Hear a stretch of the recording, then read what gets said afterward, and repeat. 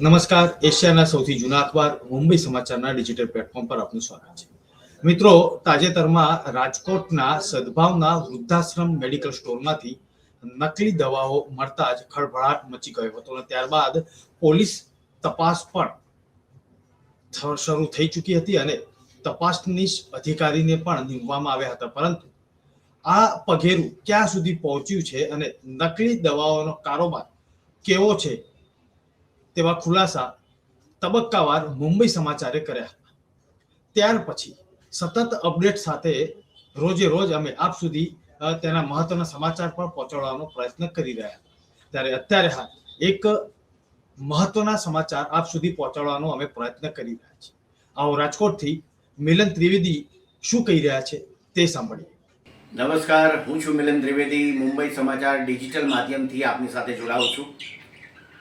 છેલ્લા 4-5 દિવસથી રાજકોટ ખાતે સદભાવના ચેરિટેબલ ટ્રસ્ટના એક મેડિકલ સ્ટોરમાંથી ડુપ્લિકેટ દવા મેક્લોઇડ કંપનીની બાયો D3 મેક્સ નામની એક પકડાઈ.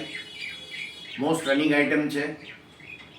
ડુપ્લિકેટ હતી એ ક્યારે ખબર પડી કે એક એન્ડ યુઝરે જ્યારે એમના માતુશ્રી માટે લીધી અને એમને અસર ન થઈ એટલે એ લોકોએ જે પાછળ QR કોડ આવેલો હોય સ્કેન કર્યો ત્યારે અનઓથેન્ટિક એવું લખીને આવ્યું એટલે ખબર પડી કે આ તો ડુપ્લિકેટ છે. પછી એ લોકોએ પોલીસ ફરિયાદ કરી. પછી મેક્લોઇડ કંપનીએ પણ પોલીસ ફરિયાદ કરી કે આ રીતની ડુપ્લિકેટ ડ્રગ રાજકોટની માર્કેટમાં વેચાય છે. હવે જ્યારે સદભાવનાનો સંપર્ક કર્યો, સદભાવના એક બહુ સારી સંસ્થા છે, એની ઉપર કોઈ બોનાફાઇડ ડાઉટ આપણે કરતા નથી, સારી પ્રવૃત્તિ કરે છે, પણ ક્યાંક કઈ રીતે આંટીમાં આવી જવાતું હોય છે એની આજ મારે વાત કરવી છે. એ લોકોએ એમના પરચેસ બિલ રજૂ કરી દીધા કે ભાઈ અમે આ શાયોના ડિસ્ટ્રીબ્યુટર નામના એક ડિસ્ટ્રીબ્યુટર છે રાજકોટના, તેમની પાસેથી આ ડ્રગ લીધેલી છે, આ બેચ નંબર, આ ડીલ નંબર. હવે શાયોના વાળાનો જ્યારે સંપર્ક કરવામાં આવ્યો, હવે શાયોનાની વાત કરું તો એ ડાયરેક્ટ ડિસ્ટ્રીબ્યુટર નથી મેક્લોઇડના, એ અંડરમાં બિઝનેસ કરે છે. એટલે શાયોના વાળાએ કીધું કે અમે આ બિલીવ ડિસ્ટ્રીબ્યુટર કરીને સુરતના છે એમની પાસેથી લીધેલી છે. બિલીવ વાળા જ્યારે ફોનથી આપણે વાત કરી, અગાઉના અમારા મુંબઈ સમાચારના વિડીયોઝ તમે જોજો, એમાં બધી ડિટેલ છે. તો એ લોકોએ એવું કીધું કે અત્યારે અમે મિટિંગમાં છીએ, અત્યારે જવાબ ન દઈ શકીએ કરીને ફોન કાપી નાખ્યો, અમને ડિટેલ ના આપી. પણ અમારી સૂત્રોની જાણકારી એવી છે કે બિલીવ વાળાએ ચંદન ડિસ્ટ્રીબ્યુટર અમદાવાદ પાસેથી એ ડ્રગ લીધેલી. હવે ચંદન ડિસ્ટ્રીબ્યુટરને જ્યારે અમે વાત કરી ત્યારે એવું કીધું કે બિલીવનું બિલ તમે જુઓ તો અમારી ડ્રગ નથી. હવે સેમ બેચ નંબર છે, ઓરિજિનલ અને ડુપ્લિકેટના, એટલે એ પકડવું મુશ્કેલ છે. ડ્રગ ખાતાએ જ્યારે તપાસ ચાલુ કરી ત્યારે રાજકોટના ડ્રગ ઇન્સ્પેક્ટર તેજલબેન મહેતા એમણે આ તપાસની અધિકારી તરીકેની ભૂમિકા નિભાવી છે. પણ ક્યાંક ને ક્યાંક ચૂક થઈ હોય ને એવું લાગે છે, અથવા તો માહિતી છુપાવે છે મીડિયા પાસેથી. હકીકતમાં તપાસ કઈ રીતની થવી જોઈએ કે જે સદગુરુમાંથી એ દવા પકડાઈ અને મળી તો સદગુરુવાળા પાસેથી એ ડ્રગ આઉટ ઓફ સ્ટોક હતી ત્યારે, એટલે સ્ટોક સગે વગે થઈ ગયો કે નહીં. બીજું કે અન્ય દવાઓ જે બીજી ત્યાં પડી હોય એના પણ એ લોકોએ તપાસ કરવી જોઈએ કે આમાં બીજી કોઈ બ્રાન્ડ ડુપ્લિકેટ નથી ને. અચ્છા, વાત રહી સાયોનાની, તો સાયોનામાં પણ એ માલ નહોતો, આઉટ ઓફ સ્ટોક હતો. એટલે જ્યારે આ ઉવાપો થયો ત્યારે બધો માલ સગે વગે થઈ ગયો કે શું છે. બીજું, સાયોનામાં પણ બીજી કંપનીઓનો માલ પડ્યો હોય એ પણ ડ્રગ ઓફિસે ચેક કરવાનો થાય, પણ એ પણ ચેક કરવામાં આવ્યો નથી એવું અમને લાગી રહ્યું છે. કારણ કે નહીંતર તો સીલ થઈ જાય, તરત બધી પ્રક્રિયાઓ થાય. ડ્રગ ઓફિસ નાની નાની બાબતમાં 3 દિવસ 7 દિવસની સ્ટ્રાઇક આપી અને શટર પડાવી નાખતું હોય ત્યારે આવડી મોટી બાબતમાં કેમ ડ્રગ ઓફિસે કોઈ પણ કેમ વાત નથી કરી એ ખબર નથી પડતી. હવે શાયોના જે ડિસ્ટ્રીબ્યુટર છે એની પણ પૂરતી તપાસ થઈ નથી એવું લાગી રહ્યું છે. બિલીવ સુધી તો પહોંચ્યા કે નહીં એ ખબર નથી. ડ્રગ ઓફિસને જ્યારે પૂછવામાં આવ્યું એના અધિકારીઓને ત્યારે એમણે કહ્યું કે અમે તો રિપોર્ટ ગાંધીનગર મોકલી દીધો, હવે ગાંધીનગરવાળા સુરત ઝોનવાળાને કહે અને ત્યાં તપાસ થાય તો ભલે છે. એટલે આખી પ્રક્રિયા છે એ ડ્રગ ઓફિસ જાણ કરતી નથી.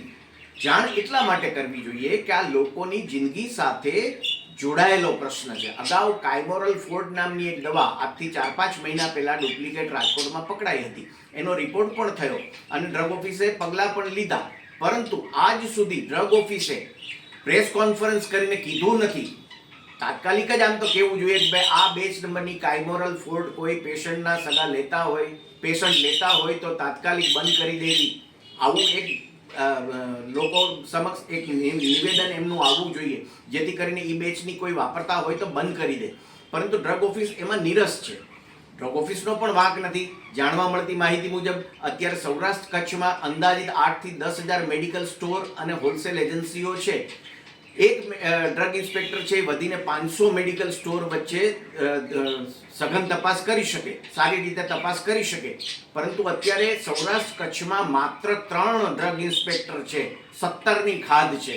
એક ડ્રગ ઇન્સ્પેક્ટરના ભાગે 3-3, 4-4 ડિસ્ટ્રિક્ટ આવે છે. અમને તો માહિતી એ પણ મળી છે કે ડ્રગ ઇન્સ્પેક્ટરનું સિલેક્શન થઈ ગયું છે, બધું કમ્પ્લીટ થઈ ગયું છે, માત્ર એપોઇન્ટમેન્ટ દેવાની છે. તો સરકારને વિનંતી છે કે આ લોકોના પ્રાણ પ્રશ્ન સાથે જોડાયેલી બાબત હોય તો એમાં પણ થોડુંક ઝડપી કરવું જોઈએ.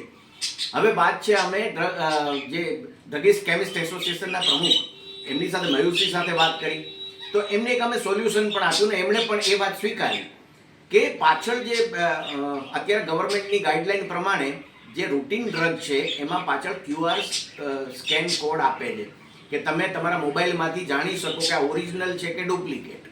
તો દરેક ડ્રગ માટે આવો સ્કેન ફરજિયાત કરવું જોઈએ. બીજું, જ્યારે મેડિકલ સ્ટોર પરચેસ કરે છે તો ઓથેન્ટિક એજન્સી પાસેથી જ લે. અંડરવાળા પાસેથી લેવામાં ક્યારેક આવી તકલીફ થઈ જતી હોય છે. તો ઓથેન્ટિક એજન્સી પાસેથી એ જ્યારે એના કમ્પ્યુટરમાં ચડાવે ત્યારે પણ એણે પણ એની ફરજમાં પણ આવે કે સ્કેન કરી QR કોડ અને પછી ખાતરી કરી અને પોતાના મેડિકલ સ્ટોરમાં રાખે. અને બહાર એક મેડિકલ સ્ટોરની બોર્ડ મારવું જોઈએ કે અહીંથી તમે જે દવા લ્યો છો એની પાછળનો જે આ QR કોડ છે એ સ્કેન કરી અને જાણી લ્યો કે આ ઓરિજિનલ છે કે ડુપ્લિકેટ. અને જો તમને ડુપ્લિકેટ લાગે તો તમે સંબંધિત નંબરો ઉપર કરીને 3-4 નંબર દેવા, એસોસિએશનનો નંબર, ડ્રગ ઓફિસનો નંબર, પોલીસ ખાતાનો નંબર, તાત્કાલિક જાણ કરવી. સાહેબ, અત્યારે એક વાત ડ્રગ બજારમાં એવી હાલે છે, મેડિસિન બજારમાં, કે અંદાજિત વર્ષની 4 થી 5,000 કરોડની ડુપ્લિકેટ દવાઓ ફેંકાઈ રહી છે. અને એમાં આગ્રા, લખનઉ, દિલ્હી આ બધી માર્કેટના નામ આવે છે. સરકારે જાગૃત થવાની જરૂર છે, તંત્રએ કડક થવાની જરૂર છે. અને જે એન્ડ યુઝર છે, દર્દીના સગાવાલાઓ જે લેવા જાય છે એમણે પણ એલર્ટ થવાની જરૂર છે. દરેક દવા લે તો એની તાત્કાલિક તપાસ કરી અને પછી ત્યાં ને ત્યાં ઓન ધ સ્પોટ નક્કી થાય કે ડુપ્લિકેટ છે કે ઓરિજિનલ. પણ આ ત્યારે જ બને જ્યારે દરેક દવામાં QR કોડ જે એનું ફરજિયાત થાય. તો આ એક બહુ મોટો હોબાળો અત્યારે ચાલી રહ્યો છે. છેલ્લા 2-3 દિવસથી આ વાત ચાલતી હતી ત્યારે એક નવો સ્કેમ પણ આવ્યો છે કે વોકાર્ડ કંપનીની એક દવા, જેનરિક દવા, એ પણ ડુપ્લિકેટ માર્કેટમાં આવી છે. આવતીકાલે મુંબઈ સમાચાર એ વાત લઈને આવશે કે કઈ દવા છે, કઈ રીતનું ડુપ્લિકેશન છે અને ક્યાંથી ખરીદી થઈ છે. આ બધી જ સનસનીખેજ ખબર મુંબઈ સમાચાર તમારા સુધી પહોંચાડશે. અમારું કામ છે તમને એલર્ટ કરવાનું અને તમારું કામ છે એલર્ટ રહેવાનું. તમામ જે મેડિકલ સ્ટોર છે, હોલસેલ એજન્સીઓ છે, એમને પણ વિનંતી કે આ દૂષણ છે તાત્કાલિક દબાઈ જાય. સરકારશ્રીને વિનંતી કે આ અંગે તાત્કાલિક પગલાં લેવામાં આવે.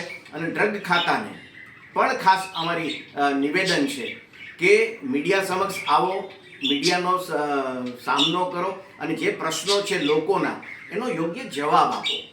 જે તમે ગતિવિધિ ચલાવો છો જે એ લોકોને ખબર પડવી જોઈએ, કેમ કે આ લોકો સાથે સીધો સંપર્ક ધરાવતો પ્રશ્ન છે અને પ્રાણ પ્રશ્ન કહી શકાય.